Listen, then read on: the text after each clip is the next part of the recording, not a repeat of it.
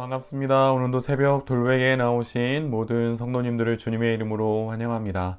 주님께서 오늘도 우리에게 은혜를 주셔서 또 토요일 이 하루를 이렇게 살아갈 수 있게 해주시는데요.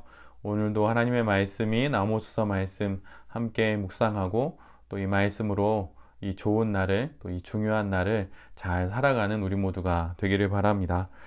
오늘 우리에게 주시는 하나님의 말씀은 아모스 8장 8절로 10절까지의 말씀입니다. 그들이 이렇게 죄를 지었는데 어찌 땅이 지진을 일으키지 않겠으며 어찌 땅 위에 사는 자들이 모두 통곡을 하지 않겠느냐. 온 땅이 강물처럼 솟아오르다가 이집트의 강물처럼 불어나다가 가라앉지 않겠느냐. 나 주 하나님이 하는 말이다.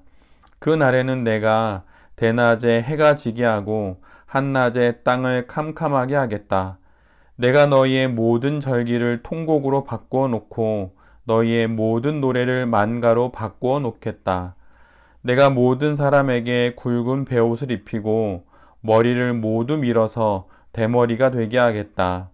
그래서 모두들 외아들을 잃은 것처럼 통곡하게 하고 그 마지막이 비통한 날이 되게 하겠다.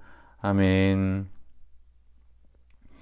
오늘은 아모스 8장의 말씀을 갖고 내가 두고 보지 않겠다. 내가 두고 보지 않겠다 라는 제목으로 함께 하나님 말씀을 나누도록 하겠습니다. 오늘 본문은 하나님께서 아모스에게 보여주시는 이스라엘에 관한 네 번째 환상의 내용입니다. 하나님께서 아모스에게 여름 과일 한 광주리를 보여주십니다. 여름 과일의 히브리어와 근데 끝을 뜻하는 히브리어가 사실은 그 발음이 유사합니다.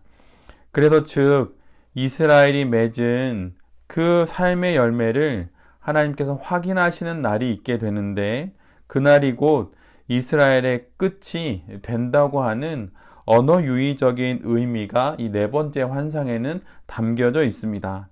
그래서 여름 과일이 풍성하면 풍성할수록 그 끝은 오히려 비참하고 열매가 많으면 많을수록 끝을 빠르게 재촉하는 것이 되는 것이지요. 하나님께서는 이스라엘을 다시는 용서하지 않겠다고 말씀하십니다. 하나님은 매우 단호히 이렇게 말씀하십니다. 이스라엘은 끝장났으며 이스라엘이 행한 일 그 어느 것도 두고두고 잊지 않겠다. 하나님은 분명히 못 박아 말씀하십니다. 신이신 하나님이 못 박아 말씀하신 것을 어느 인간이 되돌릴 수 있겠습니까? 그것은 불가능한 일이요 없는 일입니다. 이처럼 하나님께서는 죄악을 저지른 이스라엘을 향하여서 되돌릴 수 없는 심판의 메시지를 증거해 주시고 있는 것입니다. 오늘 본문인 아모스 8장 전체를 읽어보면 중간중간에 이런 표현이 거듭거듭 나옵니다. 나 주 하나님이 하는 말이다. 한 가지 내용이 끝날 때마다 단락이 바뀔 때마다 이렇게 말씀하십니다. 마치 계약서에 취소할 수 없는 날인을 찍듯이 그렇게 하나님께서 도장을 찍어 말씀하십니다. 문서에 공증을 받듯이 그렇게 하나님께서 이 모든 일들이 반드시 일어날 것을 확증해 주십니다. 우리가 믿고 있고 우리가 사랑하는 하나님은 분명 그분의 말씀처럼 사랑의 하나님이십니다. 대림절을 지나고 있는 이 절기에 우리가 예배를 드리면서 또 경험하고 알게 되는 은혜인 것 은혜처럼 예수 그리스도를 이 땅에 보내셔서 십자가에 달려 돌아가시게 하기까지 우리를 사랑하시는 분이 바로 우리 하나님입니다. 그러나 우리가 잊지 않아야 하는 사실이 하나 있습니다. 하나님은 모든 죄악을 뛰어넘어 우리를 사랑하시는 분이요. 하나님의 사랑의 원칙에 따라 우리의 모든 죄와 허물을 물거품이 되게 하시지만 인과 법칙도 하나님의 방편 중 하나라는 사실, 바로 이 사실을 우리 모두가 잊지 않아야 하는 것입니다. 세상 모든 일들이, 우리가 행한 모든 일들이 원인과 결과의 방식으로 다 우리에게 되돌아오는 것은 아니지만, 그래서 우리는 인과 법칙을 아무것도 아닌 것처럼 그렇게 생각하기도 하지만, 오늘 본문은 우리에게 명확하게 말씀하십니다. 하나님께서는 뿌린 대로 거두게 하신다는 바로 이 사실을 말이죠. 하나님을 등지고 거두어 들인 여름 과일이 끝을 재촉하는 것이 바로 하나님의 뜻인 것입니다. 고린도후서 9장 6절 말씀을 제가 개역개정으로 읽어드리면, 이것이 곧 적게 심는 자는 적게 거두고 많이 심는 자는 많이 거둔다 하는 말이로다. 갈라디아서 6장 7절을 개역개정으로 읽어드리면, 스스로 속이지 말라. 하나님은 업심여김을 받지 아니하시나니 사람이 무엇으로 심든지 그대로 거두리라. 갈라디아서는 명확하게 말합니다. 스스로 속이지 말라. 하나님은 분명 인과 법칙을 넘어서는 분이시지만 동시에 인과 법칙도 사용하시는 분입니다. 하나님의 뜻을 심는 자가 하나님의 결과를 거두어 드리는 것입니다. 하나님의 뜻을 많이 심는 자가 하나님의 결과를 많이 거두는 그런 것이지요. 이와 반대로 악을 뿌리고 심으면 결국 악을 거두게 되는 것입니다. 오늘 본문의 이스라엘처럼 말이죠. 성도는 하나님의 뜻을 뿌리고 심는 자이어야 합니다. 그리고 지금 악을 뿌리고 있는 자들은 반드시 분명히 그 악의 결과를 거두게 될 것입니다. 하나님은 오늘 본문에서 우리에게 분명히 말씀해 주십니다. 그들이 한 일, 그 어느 것도 내가 두고두고 잊지 않겠다.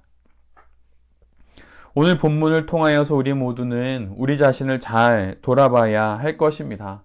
그리고 또한 답답한 세상의 상황 가운데 반드시 공의의 하나님께서 이루신 심판을 바라보며 희망을 잃지 않고 불안해하지 않으면서 온전히 이 땅의 삶을 살아가는 우리 모두가 되어야 할 것입니다. 그렇다면 이스라엘이 이렇게 심판을 받게 된 그 구체적인 이유가 무엇입니까? 아모스 선지자는 거듭거듭 반복하여서 언급하는 이 심판의 이유가 있는데, 그 원인이 있는데 그것은 다름 아닌 재물입니다.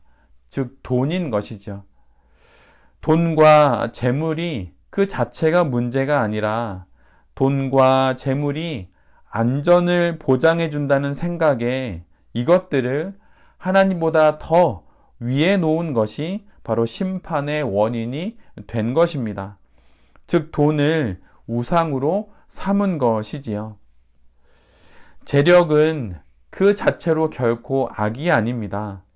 재력은 우리가 건강을 위해 우리 모두가 가지려고 하는 그 체력과 같이 살아가는 삶의 한 가지 수단일 뿐입니다.